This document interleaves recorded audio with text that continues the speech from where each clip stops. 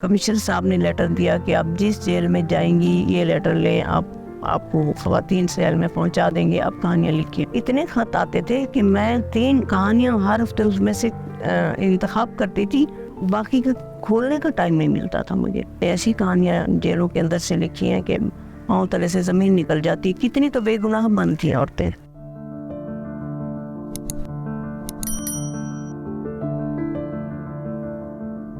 سعیدہ افضل میرا نام ہے۔ آپ نے مجھے میری کہانیاں بہت عرصے تک پڑھی ہوں گی۔ میں یونیورسٹی میں ایم اے کی طالبہ تھی اور طالب علموں کے صفحے پہ ہم لوگ لکھا کرتے تھے۔ میں ریڈیو پاکستان میں بھی جاتی تھی اور بچوں کہانی سنو، شام کے ٹائم پہ کہانی لکھ کے بھی دیتی تھی، سناتی بھی میں تھی۔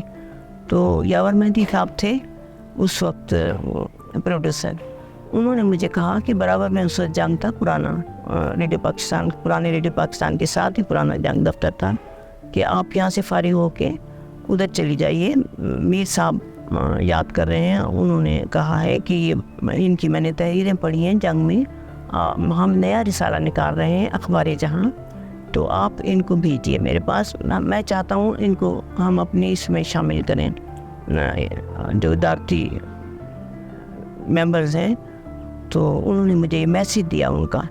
اگلے دن میں گئی اور یہاں سے میرا کیریئر اخبار جہاں میں اسٹارٹ ہو گیا۔ یہ 3 عورتیں 3 کہانیاں 1975 سے میرے پاس آ گئیں۔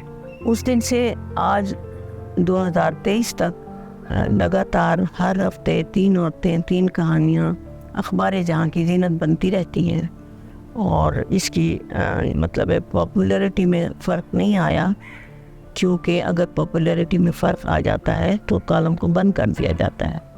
کہ جب ہم عورتوں سے ملنے لگے اور وہ کہانیاں میرے پاس آنے لگی، تو وہ ایسی کہانیاں تھیں کہ مجھے ایک دم انکشاف ہوا کہ ہمارے معاشرے میں یہ تو بہت بڑا پہلو ہے، ہماری نصف آبادی جو ہے استحصال کا شکار ہے، یوں ہمارا معاشرہ استحصال کا شکار ہے، مرد بھی ہے اور طریقے سے، لیکن جو عورتیں استحصال کا شکار ہیں وہ دگنا استحصال ہے۔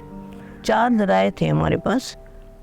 اخبار جہاں میں اخبار کی صفحے پر ایک کیپشن لگاتے تھے کہ آپ اپنی کہانیاں بھیجیں، اور آپ یقین کریں کہ وہ بوریوں کے حساب سے اتنے خط آتے تھے کہ میں 3 کہانیاں ہر ہفتے اس میں سے انتخاب کرتی تھی، تو باقی کا کھولنے کا ٹائم نہیں ملتا تھا مجھے۔ بہت زیادہ خطوط، صرف پاکستان سے نہیں، جہاں جہاں اردو بولنے لکھنے والے ہمارے بھائی تھے، بہنیں تھیں، وہ وہاں سے خط پوری دنیا سے آتے تھے۔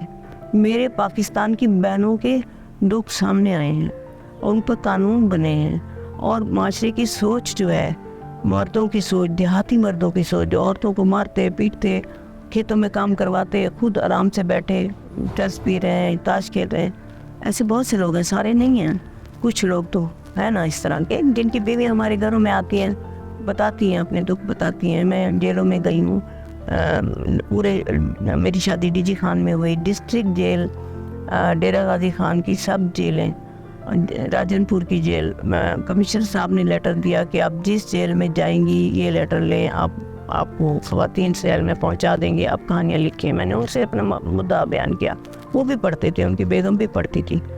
تو وہاں سے میں نے ایسی کہانیاں جیلوں کے اندر سے لکھی ہیں کہ پاؤں تلے سے زمین نکل جاتی۔ کتنی تو بے گناہ بند تھیں عورتیں، انہیں بند کروایا گیا تھا۔ کچھ نے اور سچویشن میں خود کو ڈالا، تو ظاہر ہے اس کا نتیجہ تو نکلتا ہے۔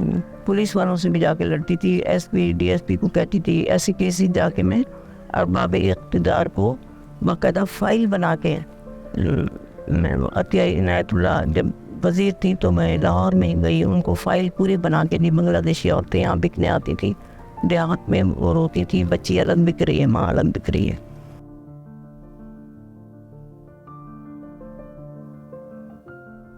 تین عورتیں 3 کہانیوں پر ایم فل کر رہے ہیں بچے۔ ایک لیا سے کر رہا ہے بچہ، وہ ایم فل کر رہا ہے، اور 2 بچیوں نے غازی یونیورسٹی سے کیا ہے۔ ابھی ایک لڑکا بھی غازی یونیورسٹی ڈیرہ غازی خان میں وہ کر رہا ہے، اس نے یہ سارا مجھ سے مواد منگوایا ہے۔ وہ لوگ جو اخبار پڑھتے ہیں ابھی بھی وہ پڑھتے ہیں، رسپانس کرتے ہیں، ابھی بھی کہانیاں جو ہیں وہ مجھے گھر میں لا کر دیتے ہیں، مجھ سے پتہ پوچھتے ہیں، کہتے ہیں کہ آپ کو کہانی پہنچانی ہے یا آپ سے ملنا ہے، روبرو ابھی بھی آتی ہیں خواتین،